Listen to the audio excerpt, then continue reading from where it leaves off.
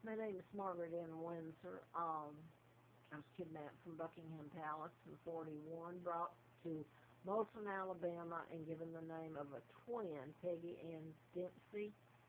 I married a Childers, and both twins, Carl and Peggy, were dead. They were killed by their mother, Lina Dempsey, who was unwed, and that was a most bizarre family, if you call it that, in pigsty to grow up in. Being told she's my mother. My father's the real King Edward VIII. I found that out in 83.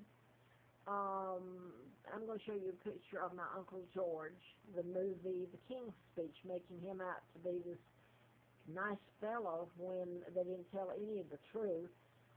He illegally helped take down his own brother, the king, my father, and kidnapped me, his niece, the monarch, Victoria II.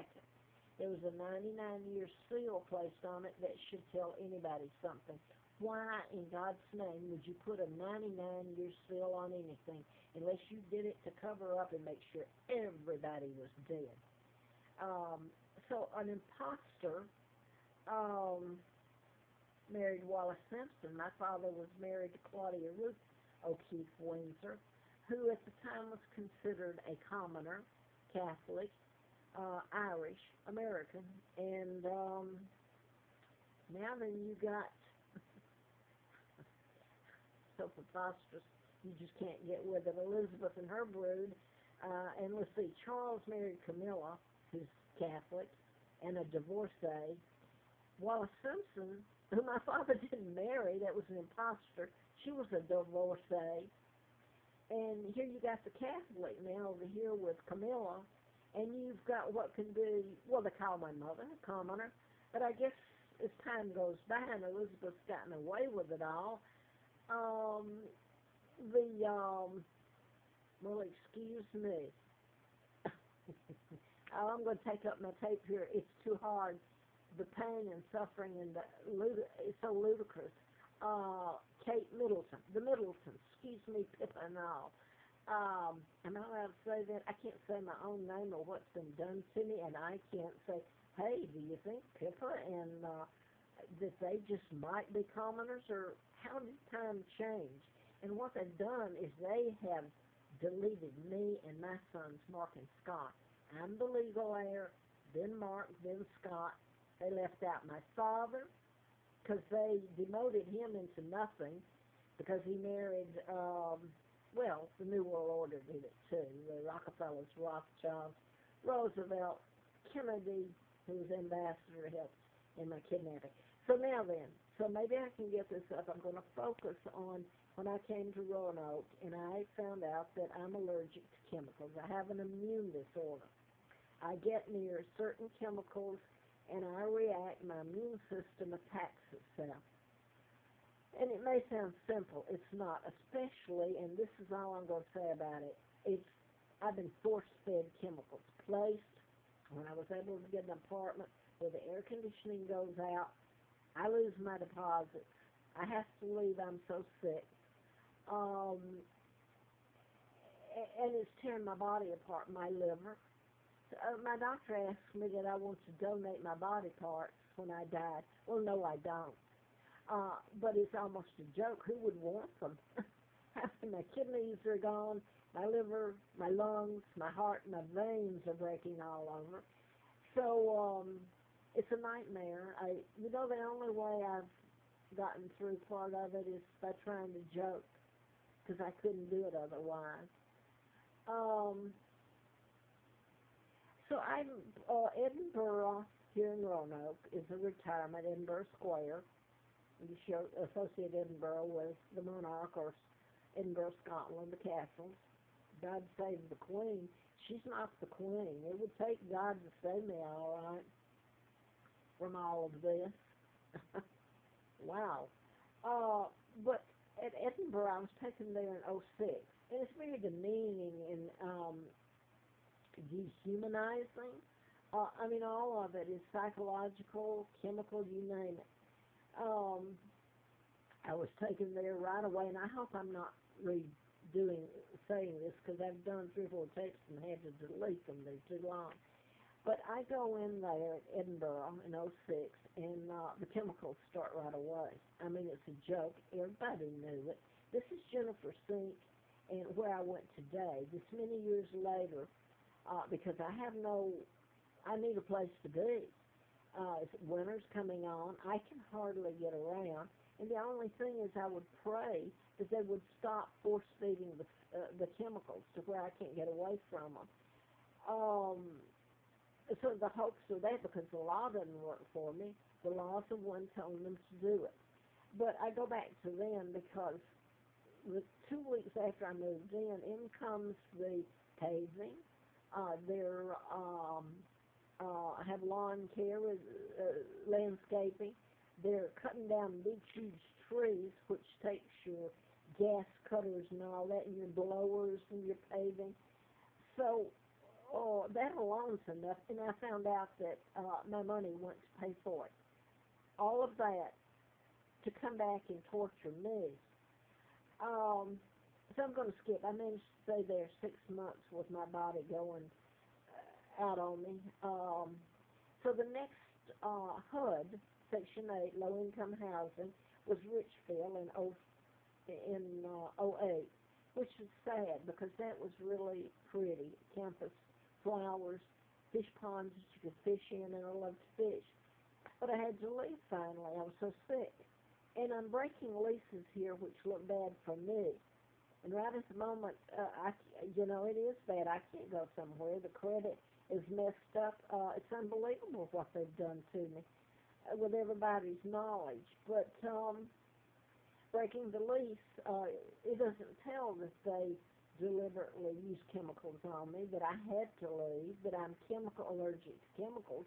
People wouldn't care anyway. So you don't see any of that in the background check. So the next one was Joseph's Way in Bedford, next door to Roanoke, owned by Reverend Moore, a black minister out of Washington, North Carolina. I stayed there exactly 7 months, and that's the lady next door to me. It's questionable who she was. I don't know what they were doing living in a hood.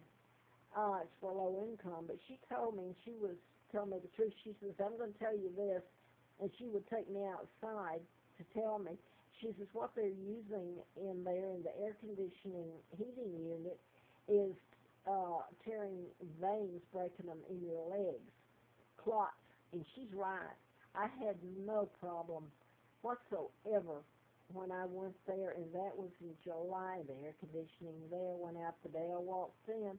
4th of July over there, But that's when my legs started really deteriorating, and my body got so bad from the inflammation and inhaling the fumes, and my immune system attacking itself. So that was then, and now then I'm here, and I went back.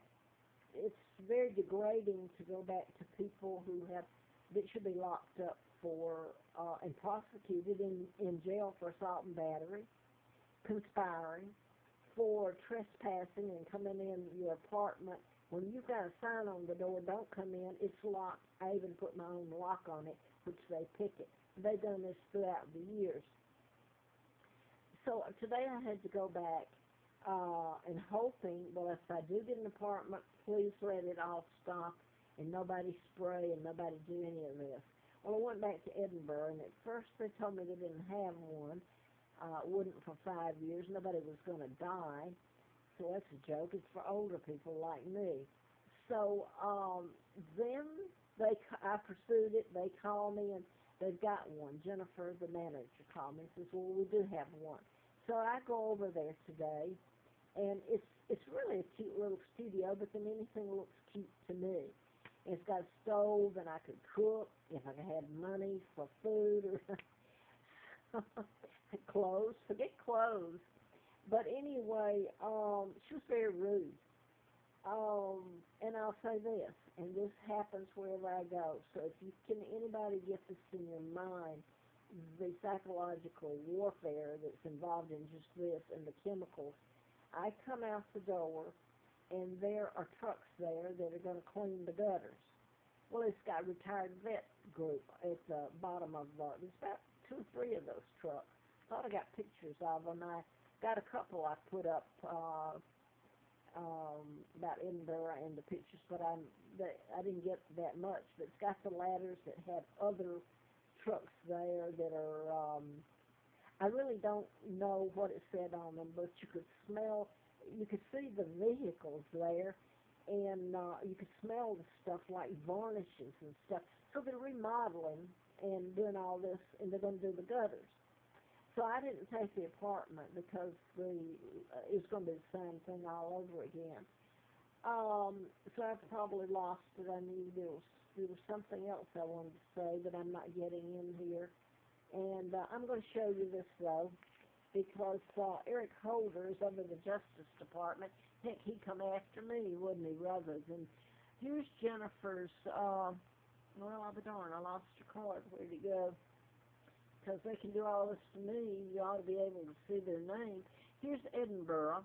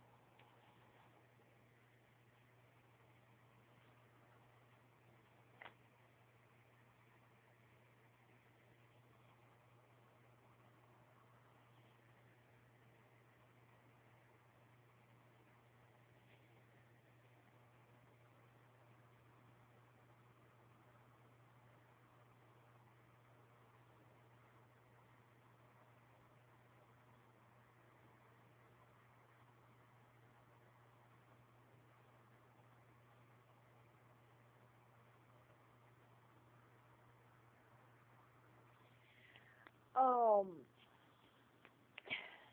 I cannot file a police report because they'll lock me up. I've gone in this before with, I'm going to have to hurry, this one won't go up. This was the Patels back in 95 when I'd paid a month's rent. And they come in November up here in Roanoke. Believe me, it gets cold. They were going to deliberately come in and paint inside. I just moved in, paid the month's rent. And I told them, I said, I told you I'm allergic to chemicals. Well, they didn't care. So who do you call? You call the cops. I did. Cops came out and put my hands behind me and said, oh, well, you'll just have to leave. And there was no explaining, we'll arrest you. And they would. Patel said to me, and they become quite wealthy here, the Patels have, not just here, but in Charlotte, North Carolina, all over. They own motels, they own the better ones, communication centers, you name it. He said to me back then, with the cop there, he said, we're Americans now, we have to do what they tell us to do. So that's been it. The law tells them to do it. They do it, and I'm left the fall guy.